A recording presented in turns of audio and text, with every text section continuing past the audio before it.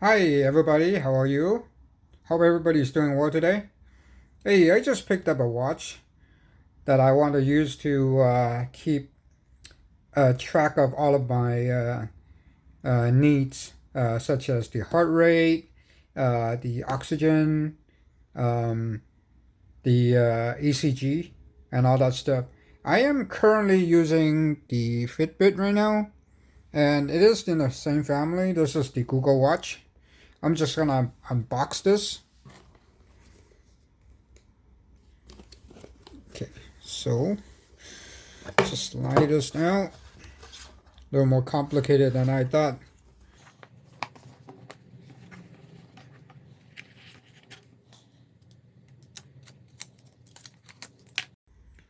Wow, at the first look of this watch, it's definitely very nice.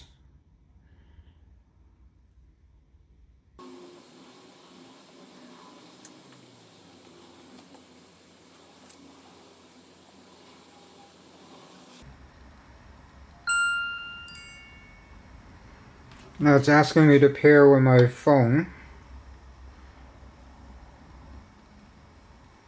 Why is it on?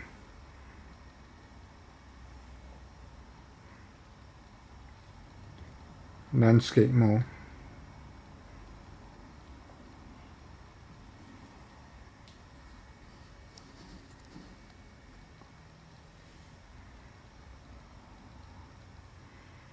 Confirm. There we go. Terms and services, location, agreed. Allow,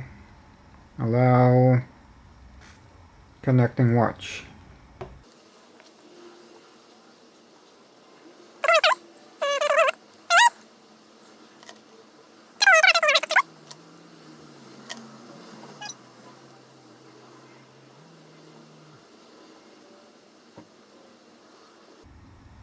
Open Fitbit. So I still use the Fitbit app, and I already have the Fitbit, so everything would be using the same particular app. Replace with new device.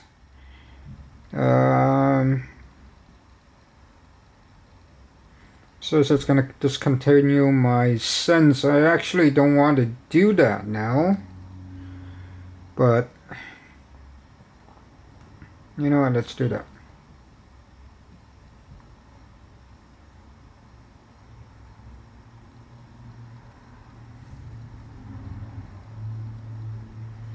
I thought you can actually have two watch on this particular app, but obviously it's not. You've got mail.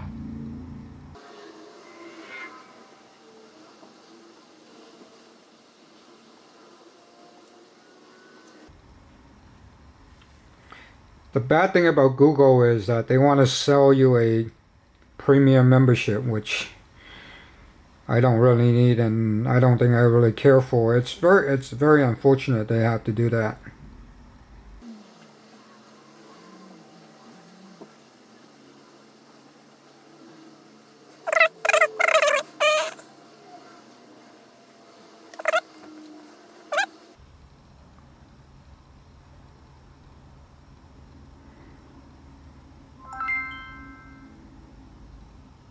So the setup is complete.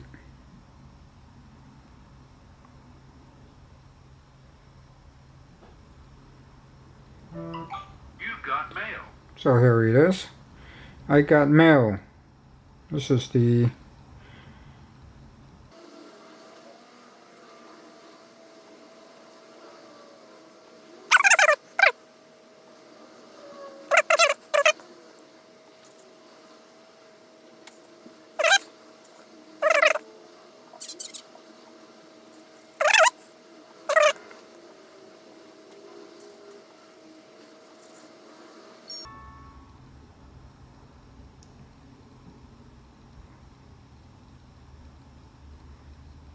here's all the apps for the Google Watch. This video is not a product review. I am not in any position of reviewing the product, but I am going to do some simple comparison to see how the functionality works on this Google Pixel Watch versus the Fitbit Sense 2 that I've been using for a few years. And really the main function that I really want to talk about, or actually I am going to do some simple comparison for that specific needs, and not really compare what the watch has comparing to other stuff like Apple's and other brands. But what I really need in regards to some medical conditions I have is that I really want the heart rate monitor. Now the heart rate monitor in regards to the heart rate monitor, which I need is it's a continuous, and it can monitor the heart rate at all times, just like here at 91 currently. So Google has quite a few other watches that has that. The other thing I'm actually not 100% sure is the SPO2, the oxygen. It would be nice to have like an on-demand.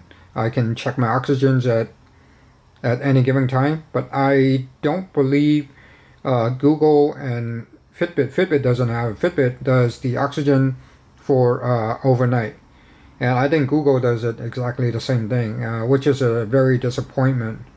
Is something that I actually wanted is I can check my oxygen at any given time because I have some restricted lung as well.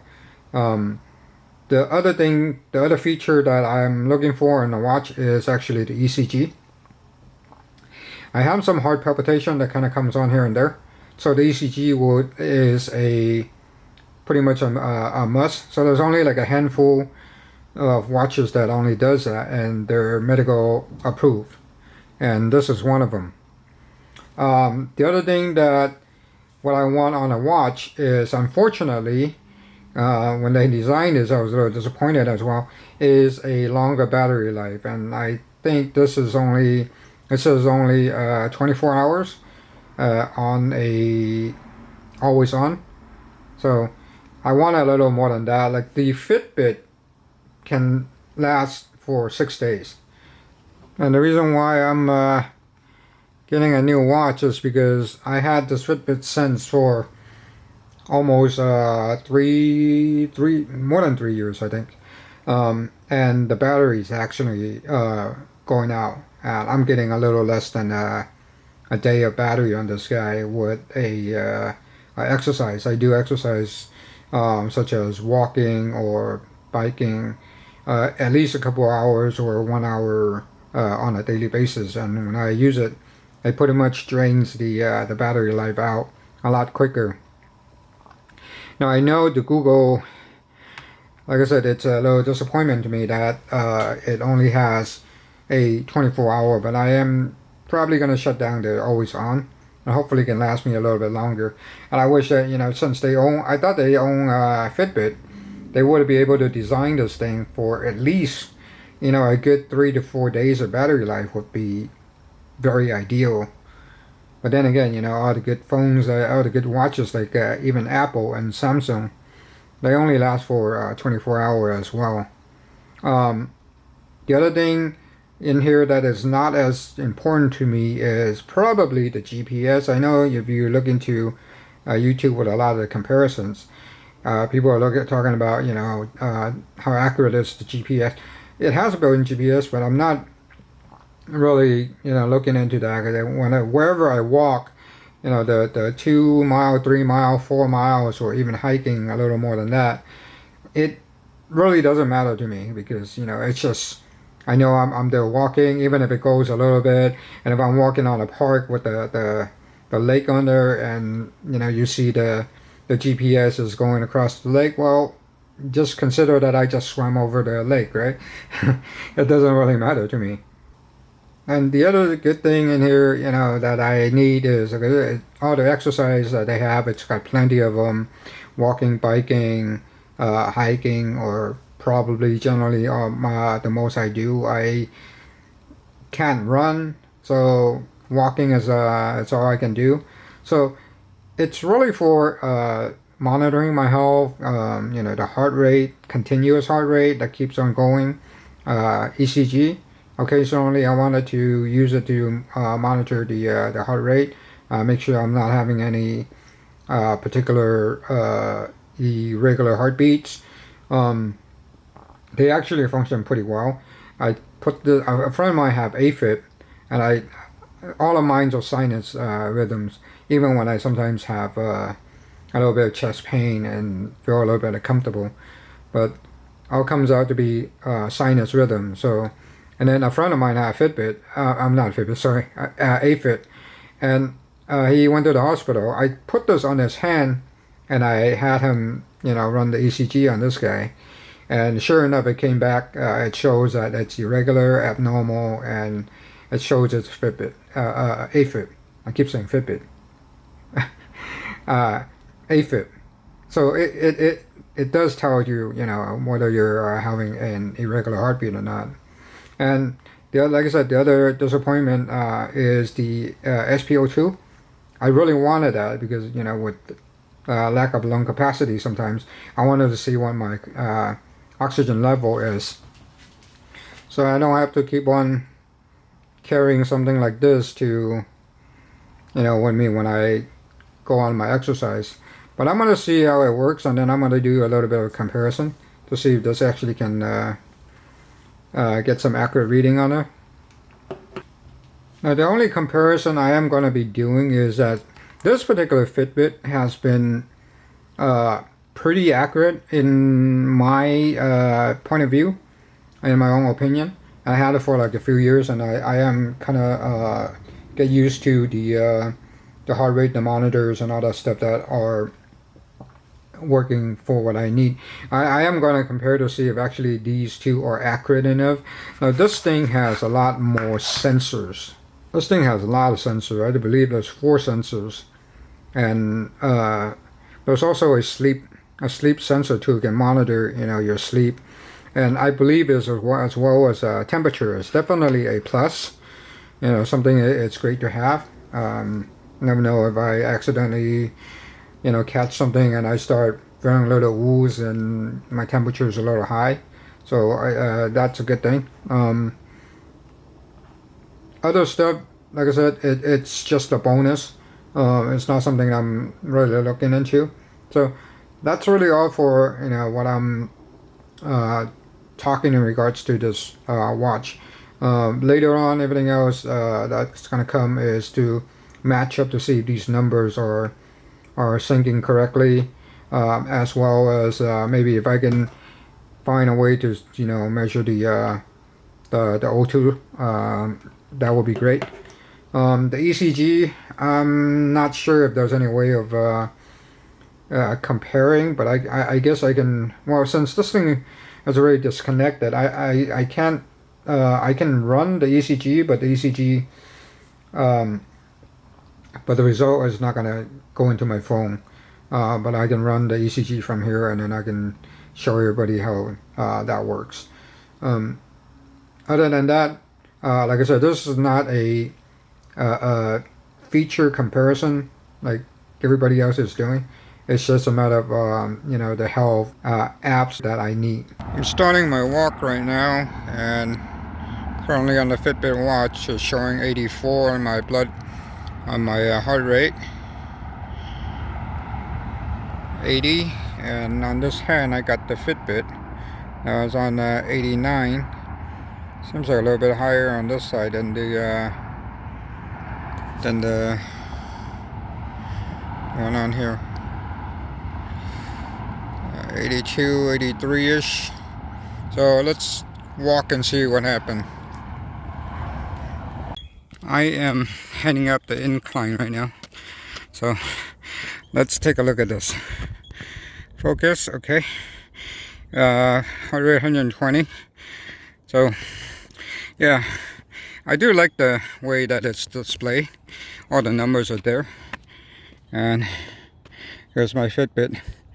119, 120 as I'm moving. A couple numbers difference, but it's not a very big difference, so it's okay. If you have a number that's 10, 15, that's a big difference. So what I use the heart rate for is to make sure that I don't go overboard. And then I would kick up some of my PVCs, palpitations, skip beats, and then I would start feeling horrible. The other thing is I use it to monitor my regular heart rates, and sometimes for no reason, with little moving or not moving at all, my heart rate just suddenly kicked up, and then I start feeling horrible, and that's when I know I need to pop in a beta blocker to kind of slow down the heart rate.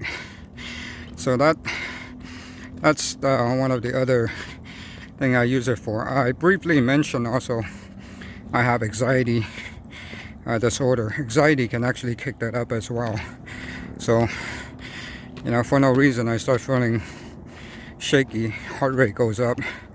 Yeah, I have to take a anxiety pill to calm myself down, and in turns that will bring down the heart rate. So that's my way of using the heart rate monitor. It's very crucial to me that it has to be like a continuous heart rate. Very important.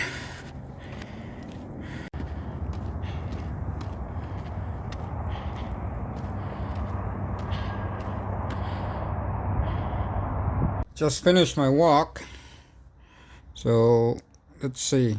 This thing is showing at 9,472 steps. Now I did start, I did wear this watch to sleep, so as soon as I woke up, the watch is already on my hand, and it's already moving for a little bit inside the house before I start walking. And the walk was 3.16 miles. And then I have the heart rate, and I believe it's an average heart rate. The high is 124. I don't know if I can show that to you on the Fitbit. But the Fitbit here, so what I'm seeing is 8,700 steps. Like I said, I did start with walking at home, doing some, you know, my regular stuff at home on the Pixel Watch already. And here clocked in the distance of 3.9 miles, which is just slightly a little bit difference from the from the Fitbit watch.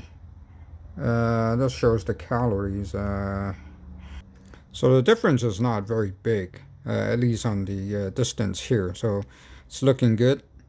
And I'm gonna pull up the GPS. You know, for some people who actually are,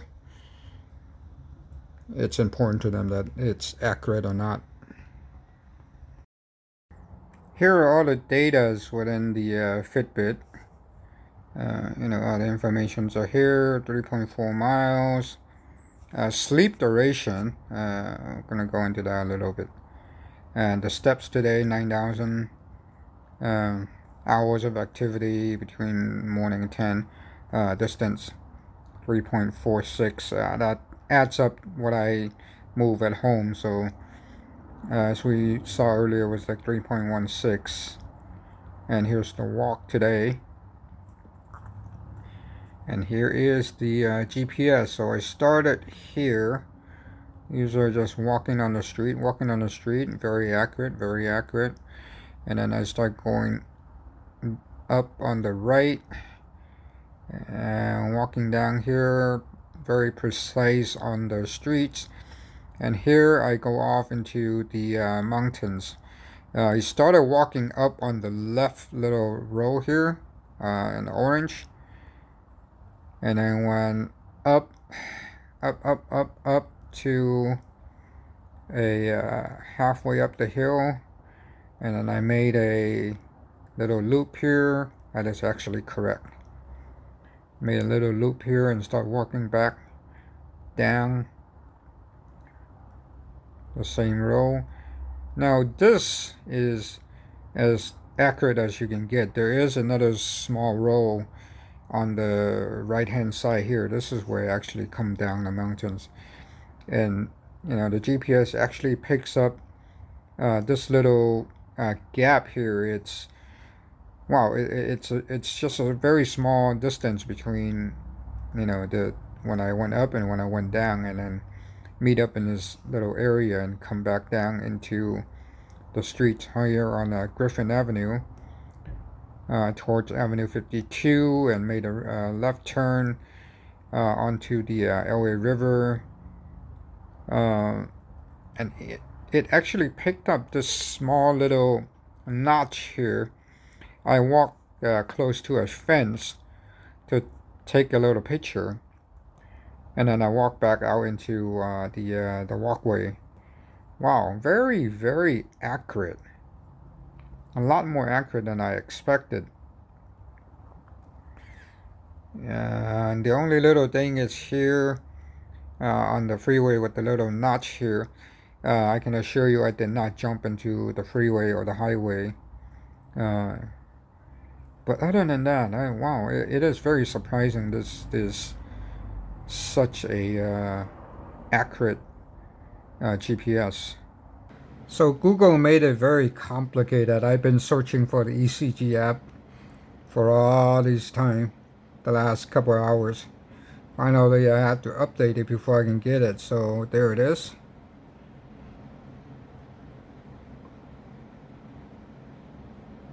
Ready. Which risk on the left? I'm sitting.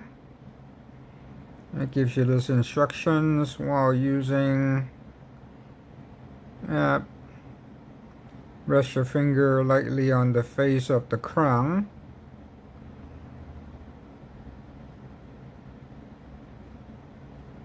Don't touch the wrist. Don't touch the wrist.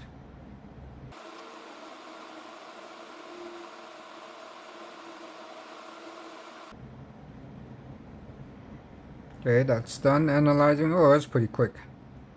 The Fitbit is a lot slower. So, no more sinus rhythm. I can see some of the informations here, and it tells you that this is not used as a medical, what you call it. You can send this to your doctor, the results. But definitely, if you're having some issues, you need to either call your doctors or what you call it. I'll view the ECG on the app in a minute. Here's the Fitbit. The Fitbit ECG is a lot easier to find. It's already installed. So here we go. 30 seconds.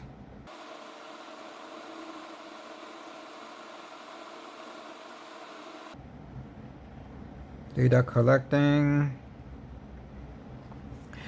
No more sinus rhythm. It's the same exact information because technically the ECG on the Google Pixel Watch, it's still from the Fitbit ECG, because the Fitbit is the one that got approved by the health department.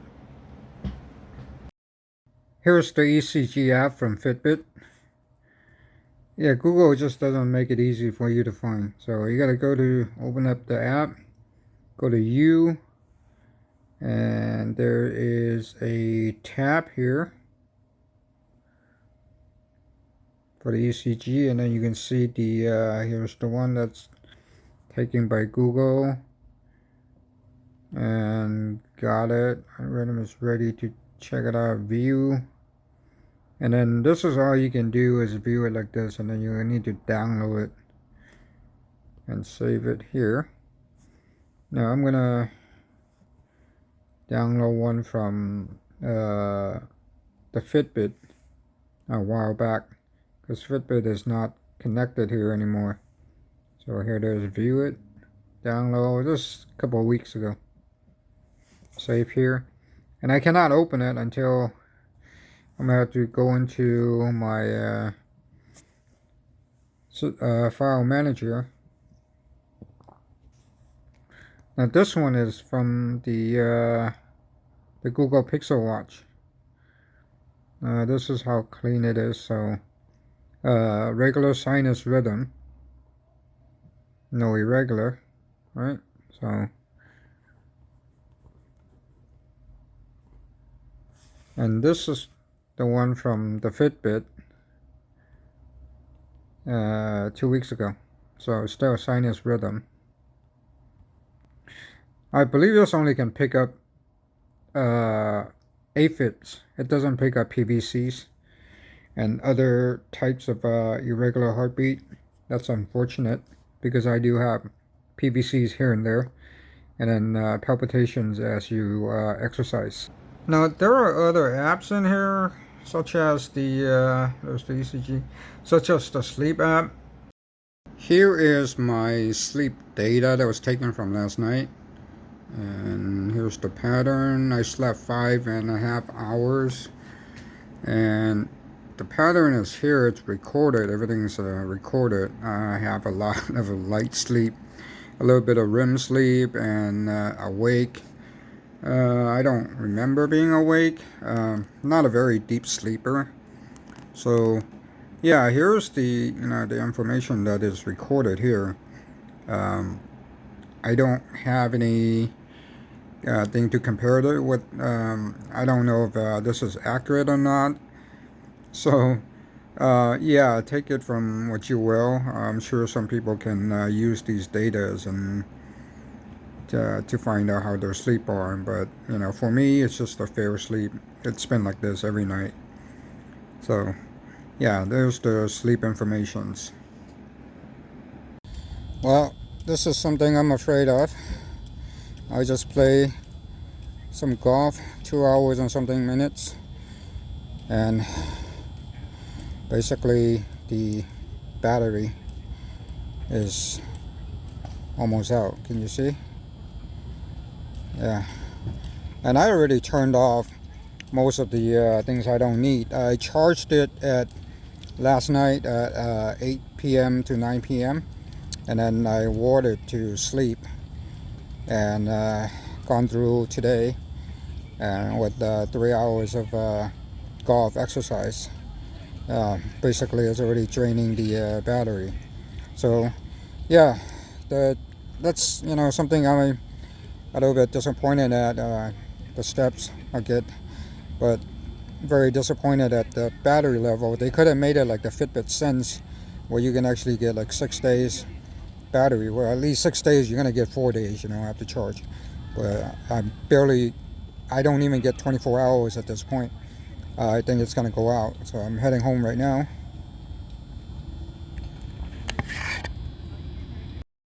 Here's my golf gang with the GPS here.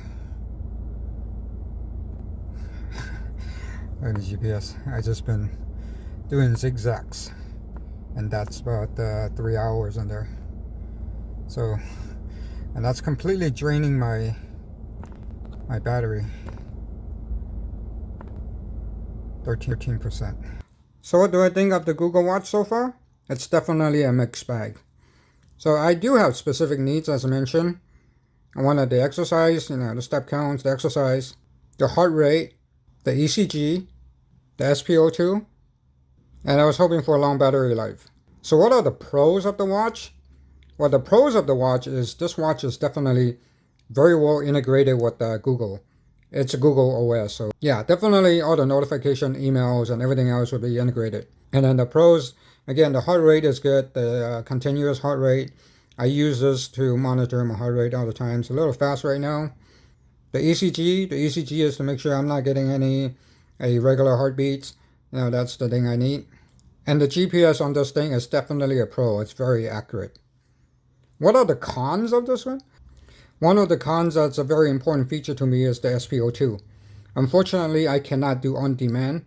I cannot just do to check what my SPO2 is right now. It's only the nightly average. So this is a con. The other thing is the battery life. I just charged it up. I could not get 24 hours. Like I said, I just did a little bit of golfing today, and 2 hours and something. So for the exercise, I have most of my stuff off. I just ran 2 hours, and I cannot get through 24 hours. So, I charged it last night. I slept with it, and then went through the day, do some exercise, and by the end of the day, if I'm not done yet, if I still play more out there and still play a longer time, the battery will run out before I'm even done. And if I'm not coming straight home, I have other events to go to, my watch will die. So definitely that is a con. So yeah, like I said, it's a mixed bag. I can't get through 24 hours, so it's bad. The battery is bad. But other than that, the watches is still good. In a way, it is very accurate for what it does. Just an FYI, all those health matrix should not be used as a diagnosis of your problems.